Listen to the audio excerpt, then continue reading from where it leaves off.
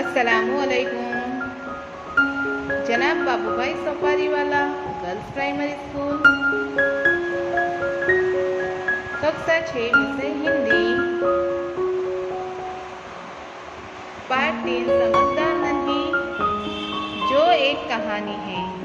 बच्चों, पिछली बार हम देख गए थे, इस कहानी में नन्ही बतख और बिच्छू की बात बताई गई है। बतख का स्वभाव बचाने वाला होता है और बिच्छू का स्वभाव शैतानी होता है। जब बिच्छू दलदल में फंस जाता है तो वह नन्ही को पुकारता है। नन्ही का स्वभाव भलाई करने वाला होता है, इसीलिए नन्ही बिच्छू को बचाती है। फिर भी बिच्छू उसे डंक मार देता है। इतना हम देख गए थे। अब हम आगे की कहानी देखेंगे, लेकिन पहले हम देखेंगे नए शब्द। प्राण, पानी की धारा, मौत, करुण, पुकार, झपटकर, सहसा, गिड़गिड़ाना, विश्वासघात, वचन। आगे देखें हम घटना, प्रसन्न, थिरकना, निर्दोष, खिसियाकर। अब हम देखेंगे शब्दार्थ। पुनः यानी फिर से, पुनः मतलब फिर से। प्राण, प्राण यानी जान या फिर जीवन। प्राण का मतलब क्या होता है? जान, जीवन। संकट, संकट यानी मुसीबत, परेशानी, मुसीबत। धारा, धारा मतलब प्रवाह या तो फिर बहाव भी कह सकते हैं। धारा का मतलब प्रवाह या फिर बहाव। करुण, करुण का मतलब दुख भरी। पुकार, बुलाने की आवाज़। पुकार यानी बुलाने की आवाज़। आगे देखें झपटकर, बड़ी तेजी से। सहसा, एकाएक। गिड़गिड़ाना, विनती करना। गिड़गिड़ाना का मतलब होता है विनती करना। दोबारा, दूसरी बार। इरादा यानी विचार। इरादा का मतलब होता है विचार। अनुसार यानी मुताबिक। ठिठकना यानी रुकना, झिझकना। ठिठकना यानी रुकना, झिझकना। शर्म यानी लज्जा। शर्म यानी लज्जा। खिसियाना मतलब लज्जित होना या फिर शर्मिंदा होना। खिसियाना का मतलब होता है लज्जित होना या फिर शर्मिंदा होना। विश्वासघात यानी धोखेबाजी। विश्वासघात यानी धोखेबाजी। भलाई, भलाई यानी अच्छाई। पछतावा, पछतावा का मतलब होता है अपने बुरे काम पर दुख होना। आगे देखें निर्दोष यानी बेकसूर।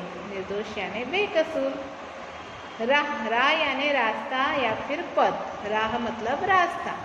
प्रसन्न यानी खुश। बच्चों, ये नए शब्द और शब्दार्थ आपको हिंदी की नोट में 2 बार लिखने होंगे। अब हम इसकी समझ देखेंगे। हमने देखा था कि बिच्छू को नन्ही बतख बचाती है, लेकिन बिच्छू अपने स्वभाव के कारण नन्ही बतख को डंक मार देता है और नन्ही बतख पीड़ा से तड़प उठती है और वह सारी बात अपनी माँ को जाकर बताती है। अब क्या होता है कि कुछ दिन बाद बिच्छू के प्राण पुनः संकट में पड़ गए। हम अभी शब्दार्थ में देख गए कि प्राण यानी जान और पुनः मतलब फिर से। कुछ दिनों के बाद बिच्छू जो था उसके जान फिर से संकट में पड़ गई। इस बार वह पानी की धारा में जा गिरा। पानी की धारा में वह जा गिरा मतलब प्रवाह में, पानी के प्रवाह में गिर गया वो बिच्छू और डूबने उतराने लगा। मौत सामने देखकर बिच्छू को नन्ही की याद आई। अब उसे लगा कि मैं मर जाऊंगा और उसे नन्ही की याद आई। क्यों नन्ही की याद आई? क्योंकि नन्ही ने उसे बचाया था, इसीलिए वह नन्ही को पुकारने लगा। नन्ही ने उसकी करुण पुकार सुन ली। नन्ही ने उसकी जो दर्द भरी पुकार थी वह सुनी। वह झपट कर बिच्छू के पास गई। वह तुरंत ही बिच्छू के पास गई और सहसा ही उसके मन में विचार आया, अब मैं इस गंदे स्वभाव वाले बिच्छू को नहीं बचाऊंगी। उसे क्या लगा कि इसने हमेशा बुराई की है, मैं इसे नहीं बचाऊंगी, इसका स्वभाव तो शैतानी है। अब बिच्छू जो था वो गिड़गिड़ाने लगा, मतलब विनती करने लगा, बिच्छू बहन मुझ पर दया करो। नन्ही का मन डोल गया। नन्ही का मन डोल गया, इसका विचार बदल गया कि नहीं, बिच्छू तो गिड़गिड़ा रहा है, मुझे उसे बचाना चाहिए। इसलिए नन्ही का मन डोल गया। उसने सोचा हो सकता है इसने अपनी गंदी आदत छोड़ दी हो, और नन्ही ने बिच्छू को दोबारा जीवन दान दिया। नन्ही ने फिर से बिच्छू को बताया, दूसरी बार बिच्छू को उसने बचाया। बिच्छू अपने स्वभाव के अनुसार उसे डंक मारने के लिए आगे बढ़ा। नन्ही इसका इरादा समझ गई। वह मुस्कुराकर बोली, बिच्छू भाई ठिठक क्यों गए, डंक मारो। नन्ही बतख समझ गई कि बिच्छू फिर से नन्ही को डंक मारने आ रहा है, इसलिए वो बोली कि डंक मारो, रुक क्यों गए। बिच्छू शर्म से पानी पानी हो गया। अब बिच्छू को शर्मिंदगी महसूस हुई। वह खिसिया कर बोला, बहन एक बात बताओ, मैंने सदा तुम्हारे साथ विश्वासघात किया है, फिर भी तुमने मेरे साथ भलाई की है, ऐसा क्यों। वो लज्जित होकर बोला, खिसिया कर बोला मतलब लज्जित होकर बोला कि मैंने तो हमेशा तुम्हारे साथ विश्वासघात किया, धोखेबाजी की है, फिर भी तुमने मेरे साथ भलाई क्यों की। अब नन्ही क्या बोलती है, नन्ही बोली, भलाई करना मेरा स्वभाव है, मैं तुमसे बदला लेने के लिए अपनी आदत क्यों छोड़ दूँ। उसने क्या कहा कि भलाई करना तो मेरा स्वभाव है, मैं तुमसे बदला लेने के लिए अपनी अच्छी आदत क्यों छोड़ दूँ। मेरा काम बचाना है, मैं मुसीबत में पड़े को बार बार बचाती रहूँगी। तुम्हारा काम डंक मारना है, तुम मारते हो रहो, देखती हूँ कौन जीतता है।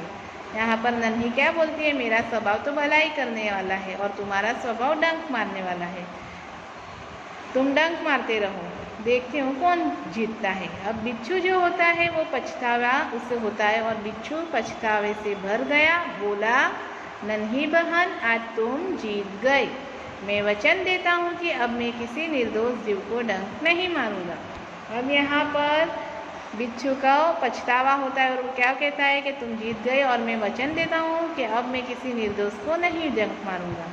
नन्ही खुश होकर नदी में चल दी। अब नन्ही खुश होकर नदी में जाती है। माँ ने फिर पूछा, बेटी कहाँ देर की कर दी। नन्ही ने पूरी घटना बता दी।